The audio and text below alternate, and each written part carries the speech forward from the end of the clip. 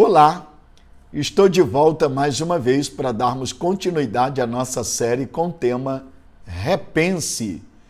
Nós já tivemos 3 lições e agora vamos para a 4ª lição. Na primeira lição, repensamos o conceito de igreja. O que significa ser igreja? Na segunda lição, repensamos o conceito de evangelho. O que é o evangelho? Na terceira lição, repensamos o conceito de espiritualidade e apontamos que espiritualidade é saber viver uma vida em conformidade com a vontade de Deus. Mas nessa 4ª lição, vamos repensar o conceito de discipulado. Lembrando que discipulado é um dos temas mais importantes para o crescimento da igreja. Nesse particular, vou me prevalecer de um texto base. Efésios, capítulo de número 4, versículo 12 em diante, está escrito: com vista ao aperfeiçoamento dos santos, para o desempenho do serviço, para a edificação do corpo de Cristo, até que todos cheguemos à unidade da fé e do pleno conhecimento do Filho de Deus, ao estado de pessoa madura, à medida da estatura da plenitude de Cristo, para que não mais sejamos como crianças arrastadas pelas ondas e levados de um lado ao outro por qualquer vento de doutrina, pela artimanha das pessoas, pela astúcia com que induzem o erro. Mas, seguindo a verdade e amor, cresçamos em tudo naquele que é o cabeça, Cristo, de quem todo o corpo, bem ajustado e consolidado pelo auxílio de todas as juntas, segundo a justa cooperação de cada parte, efetue o seu próprio crescimento para a edificação de si mesmo em amor. Meus amados, é interessante. O discipulado, ele necessariamente se constitui um dos temas mais relevantes dentro das Escrituras e, sobretudo, nas páginas do Novo Testamento. Na verdade, maturidade espiritual é o alvo do discipulado, pois a grande ênfase de Jesus na sua grande comissão é fazer discípulos. Portanto, o nosso compromisso vai muito mais além da evangelização. O Senhor quer muito mais do que apenas quantidade. Ele quer qualidade. Claro, fazer discípulos envolve quantidade e, consequentemente, desemboca em qualidade. Mas não podemos nos preocupar apenas com números. É preciso que nós saibamos compreender que esse número deve desembocar em qualidade. Porque muito mais do que apenas volume, a igreja precisa ser uma comunidade de pessoas maduras, sensatas, equilibradas, coerentes. Por isso, o discipulado é o instrumento utilizado para que as pessoas que seguem a Cristo alcancem a maturidade e sigam o bom exemplo de Cristo ao longo da sua caminhada cristã. Nesse particular, eu devo dizer que o discipulado, ele acontece através da integração do indivíduo na igreja local. E isso pelo batismo nas águas e através do ensino contínuo. O princípio estabelecido por Jesus é ensinando-os a guardar todas as coisas que eu vos tenho ordenado. Isso implica em dizer que o verdadeiro ensino desemboca numa total vida de obediência ao que Jesus nos ensinou. Não se trata apenas de aprender um novo acervo teológico, e muito menos doutrinário, mas esse acervo deve convergir em uma vida com maturidade, obediência e compromisso a Deus. Por isso o discipulado é importante. Repensar o conceito de discipulado é fundamental. E por que digo isso? Ora, O discípulo é um seguidor e imitador de Cristo. Seu alvo é aprender de Cristo e sobre Cristo. Sua vida deve refletir Cristo, a vida de Cristo, o caráter de Cristo. Ele deve andar assim como Cristo andou e viver a vida que Jesus viveu. Nisto ressalto 3 pontos. Se uma vida de obediência a Deus não existe na sua vida, então não há um cristianismo autêntico. Segundo, se uma vida de santidade não faz parte do seu viver, então não há evidência de maturidade espiritual na sua vida cristã. E terceiro, sem maturidade espiritual, não podemos jamais viver do modo digno de Deus. Isso significa que nós só vivemos do modo digno de Deus se tivermos maturidade. Nós só evidenciaremos um cristianismo autêntico se vivermos uma vida de santidade. E nós só teremos um cristianismo verdadeiro se nós vivemos uma vida de obediência. E isso só é possível por meio do discipulado. Na verdade, o grande alvo do ministério de Paulo era conduzir os crentes à maturidade espiritual. E como? Por meio do discipulado. Isso está lá em Colossenses 1:28. O conteúdo de suas orações em favor da igreja sempre foi maturidade espiritual por meio do discipulado. Era comum você perceber Paulo plantar igrejas em diversas regiões e depois, ao término da sua viagem, algum tempo depois, ele retornava justamente reafirmando a fé desses cristãos por onde ele passou. Isso era desenvolver discipulado.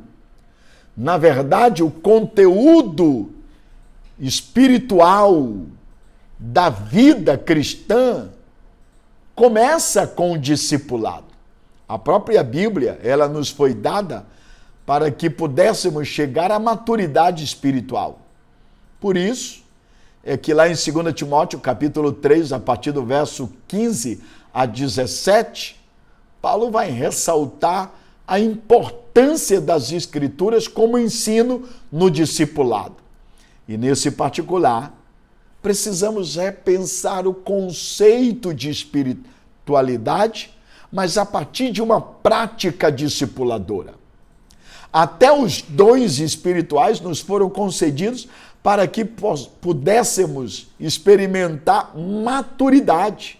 É só você pegar Efésios capítulo 4, a partir do verso 11 até o 16, e que, por sinal, está no contexto do texto que lemos. Portanto, maturidade é o alvo da vida cristã e o discipulado é um instrumento pelo qual nós fazemos isso. Sem maturidade, a igreja fica vulnerável aos ventos de doutrina. Efésios 4,14 aponta isso. Sem maturidade espiritual, a igreja corre o risco de fazer dos dons uma matéria de conflito e desarmonia na igreja. Por isso, nós precisamos de discipulado. Paulo escreve a sua primeira carta à igreja de Corinto, bem como a segunda, com esse propósito, discipular os cristãos a saberem como se conduzir em relação aos dons. A maturidade espiritual na vida da igreja é medida pelo conhecimento e pelo amor. É impossível chegarmos à maturidade sem o conhecimento das Escrituras. O profeta Oséias denunciou que o povo de Deus perecia por falta de conhecimento. Esse conhecimento é transmitido no discipulado quando ensinamos as Escrituras. Quando a igreja despreza ou subestima o ensino sólido e fiel das Escrituras, ela sucumbe diante das muitas novidades. E, o que é pior, ela acaba perecendo diante do mercado. E por que digo mercado? Porque estamos vivendo em um mundo marcado por tantos evangelicalismo equivocado. E a igreja precisa se manter em pé. E como ela faz isso? Firme na palavra, com discipulado bíblico à luz do modelo que Cristo nos ensinou. Nós precisamos ser zelosos pela doutrina para podermos reconhecer o que é falso ensino e assim rechaçá-lo. Mas a maturidade espiritual também é medida pelo amor ao próximo. Lembrando que amor aqui é a maturidade, capacidade de saber lidar com o outro. Nesse ponto, o mundo vai nos conhecer como discípulos de Cristo através do amor. E Jesus deixou bem claro: vós sereis meus discípulos, se me amardes e fizerdes o que eu vos mando. Quando a gente olha para a igreja de Éfeso, lá em Apocalipse, capítulo 2, a gente descobre: embora fiel à doutrina e vigilante contra as falsas heresias, falhou por abandonar o seu primeiro amor. Está lá no verso 4 do capítulo 2 de Apocalipse. Portanto, sem amor, a nossa prática cristã torna-se farisaica. E aí, nós precisamos desenvolver o discipulado. Se você perguntar para mim, pastor, o que é discipulado? Não é um programa, não é uma reunião, não é um encontro, não é um método. Discipulado é um estilo de vida. Discipulado é um processo. Foi o que Jesus fez. Ele vai iniciar o seu ministério. Ele chama 12 homens para estar com eles. E esse é o ponto. Antes de enviar os discípulos ao mundo, Jesus chamou os discípulos para estar com eles. E tudo que Jesus disse foi: ouçam-me, aguçam os seus ouvidos e vejam, aprendam com os olhos as minhas obras. Jesus usou o exemplo e a saliva para discipular os seus discípulos. E você vai descobrir que em 3 anos e 6 meses, dos piores, ele fez os melhores. Jesus fez dos homens mais simples os maiores revolucionários. Tudo porque ele gastou tempo discipulando. O discipulado é importante. Eliseu precisou de Elias. Os discípulos de Cristo. Paulo de Gamaliel. Marcos de Barnabé. Timóteo de Paulo. A minha pergunta: quem você discipula? Quem é o seu discipulador? Portanto, discipulado é uma recomendação. Olha o que diz Mateus 28, a partir do verso 18. Portanto, ide por todas as nações e fazei discípulos, ensinando-os a guardar tudo o que eu vos tenho ordenado, batizando-os em nome do Pai, do Filho e do Espírito Santo, e eis que estarei convosco todos os dias. Eu quero concluir essa simples lição, ressaltando a importância do discipulado, mas recomendando que você amplie essa temática, fazendo algumas perguntas. Você é um crente maduro? E se é maduro, quem você está ajudando a amadurecer com o discipulado? Você estuda a Bíblia diariamente e com quem você estuda discipulando? Você tem adorado a Deus em espírito e em verdade e impulsiona as outras pessoas a adorar a Deus também? Você tem obedecido os princípios absolutos de Deus contidos na sua palavra com alegria e motiva as pessoas a obedecer também? Tem partilhado com outras pessoas o evangelho da graça, ensinando-as a amar a Deus sobre todas as coisas? Vou dizer algo para você. Nós precisamos compreender que, como cristãos, devemos pensar, falar, agir e nos conduzir como Cristo. Quando Jesus, no final dos 3 anos e 6 meses, disse aos discípulos: eu vou voltar ao meu Pai, por isso vamos rumo à cruz. Os discípulos ficaram preocupados, sabiam que Jesus ia morrer, e eles se entristeceram quando Jesus disse que iria voltar ao Pai. E eles perguntaram: o que faremos? A resposta de Jesus foi essa: façam com os outros o que eu fiz com você. Portanto, vamos discipular. Discipular pessoas é transfundir nelas o caráter de Cristo que está em nós. Líder, se preocupe com esse princípio.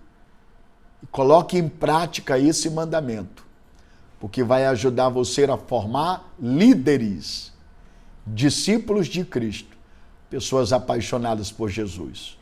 Que Deus abençoe a sua vida, não apenas hoje, mas sempre. E lembre-se, a maturidade espiritual não é apenas para uma maioria privilegiada, mas é de fato para todos os filhos de Deus. Aliás, é o imperativo para mim e também para você. Por isso, digo, seja de fato alguém sábio e maduro, com a graça de Deus. Amém.